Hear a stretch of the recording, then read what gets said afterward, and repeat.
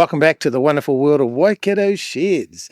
Hey, look, today we're doing a bit of a tour, a bit of a showcase on two recently completed habitable projects, two popular ones actually from if you've looked at our website or you've watched Jason on a recent video, which was how much is a shed house going to cost you in 2026.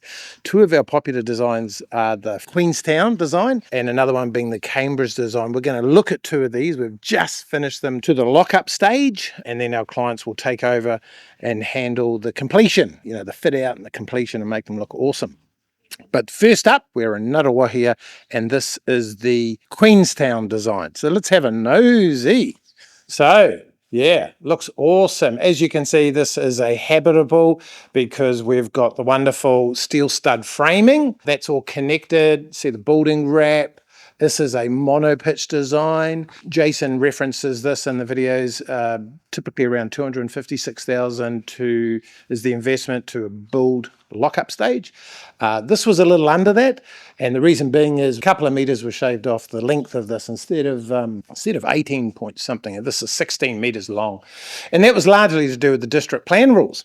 We've got to check those rules because this is residential, a little bit more complex typically for residential zone developments, and the reason being there was things that sort of popped up. You had to have a certain percentage of glazing, your window joinery, 20% facing the main road front. The garage could not be more than 50% of the overall length, so we had to pull that garage back, and hence why this was a little under the advertised amount that you'll see on the website. As a result of that, we are now checking all sites prior to even getting into the concept. So that's good news. We've got a specialist planner. So part of our concept process is we'll get the rules checked.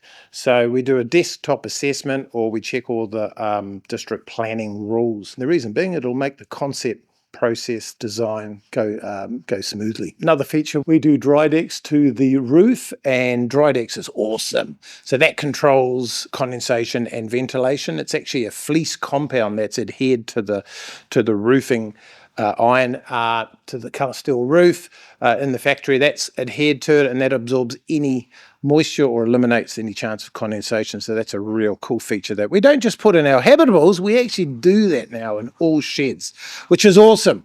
If you're doing a rumpus, games room, art studio, whatever, you do not want any chance of condensation. So dry decks, that's one of our features that our points of difference. As I was just mentioning, this is steel stud framing, access steel stud framing. We do that in habitables. And then when we go through here, we'll talk about the garage part. So typically our sheds or garages are done in our portal column clear span setup. So, and that's how we differentiate. But yeah, the steel stud framing, beautiful. We've got the building wrap here. We've got the thermal break. So that's going to be lovely and insulated and warm. Once they put their bats in here and then put the jib or ply, it's going to be awesome. You can see the windows aren't here, or the joinery is not in. There's going to be a lovely slider over there, some windows around here, and that's all low-E double glazed. And that's required, of course, because once, we've got to comply to the habitable building standards, and which is insulation, basically, the H1 insulation standards. So our designers that do all these designs and do the full working drawings, which is what we do, they have to calculate H1 and make sure that the joinery, the insulation, the floor slab being rib raft, everything has to tick H1 and be nice and insulated. So we get the code of compliance and it's all hunky-dory.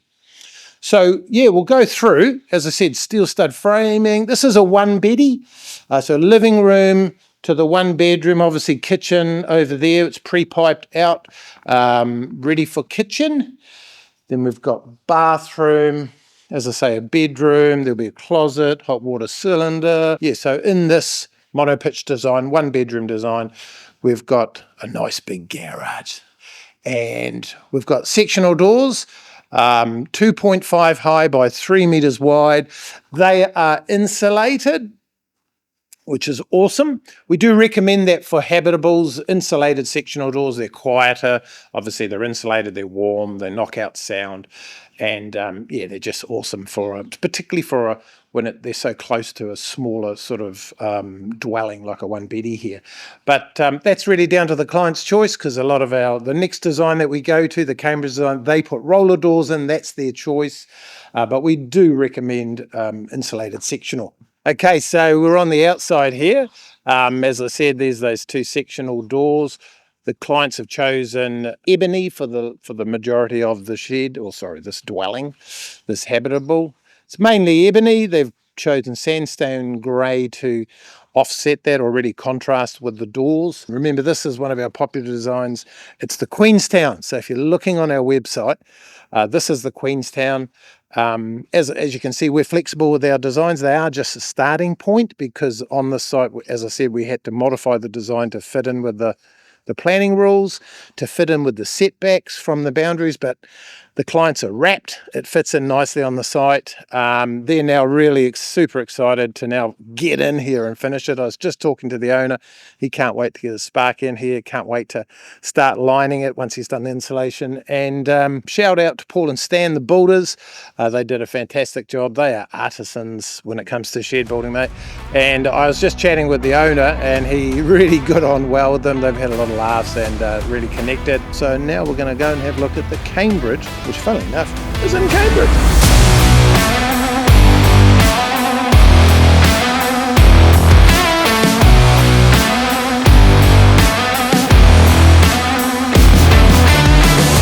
I did promise we'll come out to Cambridge. We're in a beautiful rural part of Cambridge, and this design is our popular Cambridge design. This is the two-beddy Cambridge design. On Jason's recent video, how much does a shed house cost in 2026?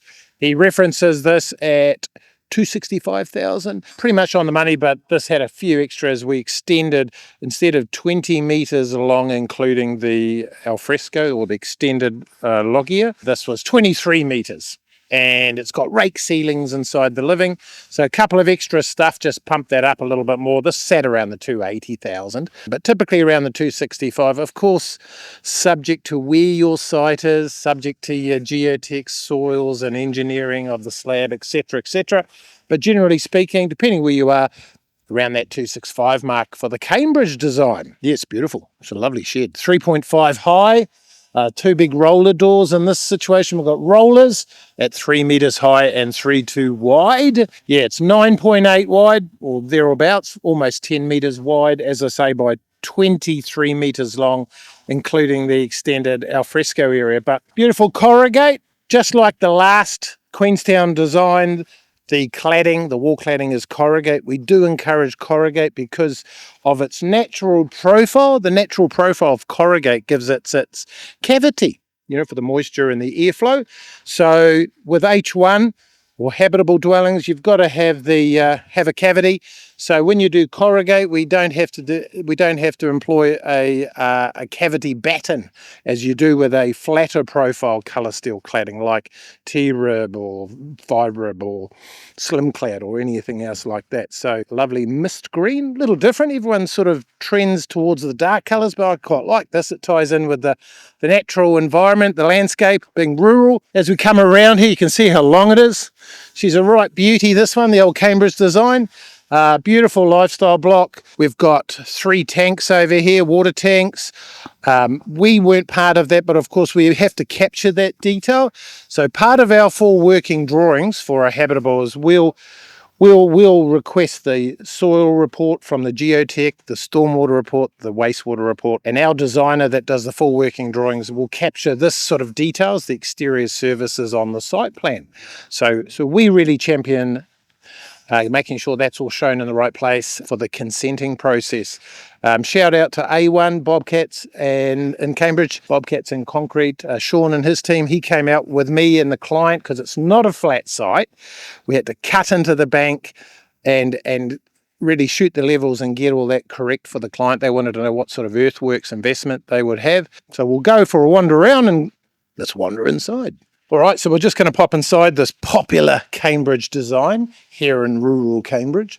As we pointed out in the last habitable project, Cambridge design much the same in the garage content, or the shed or the garage. We do it in the portal columns with your horizontal girts.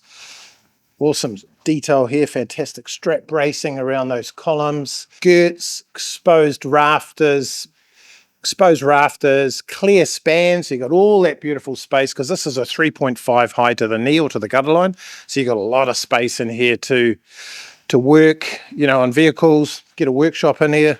And then we wander into the habitable. So it's a 2-beddy. The Cambridge design, when you look on our website, if you're looking for a 2-bedroom, this is an awesome starting point.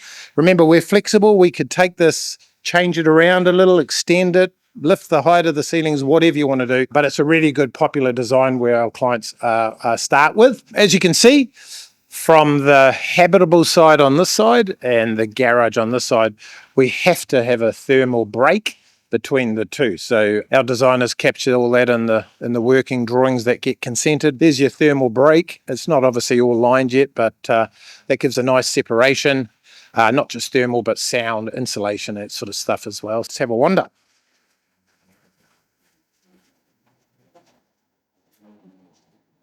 So that's the bedroom content and bathroom centered here.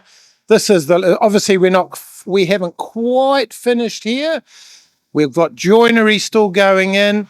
All the steel stud framing has been installed. You can see the rake ceiling, which is rake truss work up here, which is awesome. Low E double glazed joinery is in or going in near completion. They've got a beautiful stacker slider that's going on the end here, and that'll really encapsulate this fantastic outlook here. Looking back over that way, which is back towards Haupo Parongia. Fantastic view. This is just really positioned so nicely on the site. That looks bang on. As I say, this is the alfresco, or the extended outdoor living. People call it a loggia, portico, extended roof, alfresco. I like alfresco. We're 3.5 metres. The client extended that by half a metre. It's normally 3 metres on the Cambridge design. We normally encourage a flat ceiling to avoid a lot of engineering. They've gone with a raked ceiling. That's fine. And we'll do knee bracing and apex bracing, which will flash out. This is all flashed and lined. Looks lovely. But yeah, this is fantastic for an outdoor area. I think this is the perfect, anywhere between 3.5 is really good. And the clients have chosen, it was originally flat ceiling, they've gone with a raked ceiling. So, wow, look at the space out here. It's just going to be grouse. Beautiful for the summer barbies and enjoying those fantastic views. Yeah, fantastic. So you can see there was quite a bit of site works involved because it wasn't a flat site. As I mentioned, we helped the client with that. Got the earthworks guy here, we shot levels, and then we were able to price all the earthworks direct to the client. So not all sites are flat, but it sits here. It's not quite finished. We're almost finished our part to build to lockup stage. And again, look at Jason's video. How much does a shed house cost? He references what's included in there, all the full working drawings, the build to a lockup stage. We do the council consenting process. So we're almost done. We're not too far away. And then the clients have engaged, shout out to Andy Parton from Feature Build. He's going to do all the completion items and get all the stuff inside, insulation, linings, appliances, plumbing, electrical, get it all sorted, probably help them with the concrete apron inside, and then just make it look finished and beautiful. So if you're thinking of building a habitable, wherever you are in New Zealand, because we do kit sets everywhere, or we'll build in Auckland, Waikato, the Bay of Plenty, give us a hour. Glenn from Waikato Sheds, and look, I'll guide you through the whole process. Even before you've bought the site, happy to meet on site and give you our expertise and advice on what design works best for you and your needs and works best for the site. Look forward to doing an awesome shed, so give us a bell. Catch up.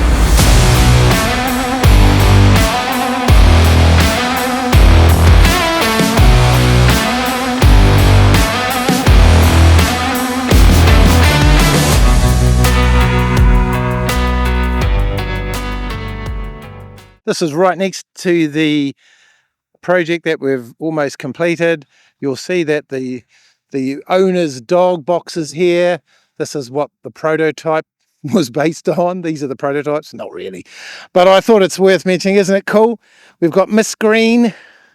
We've got the mist green and the ebony tones to match. And look at the house. Isn't that wonderful? Mist green and ebony. Correction to me earlier. I did say it was ebony roof. It's actually a mist green roof up there. But just thought we'd point that out. That's quite a nice touch.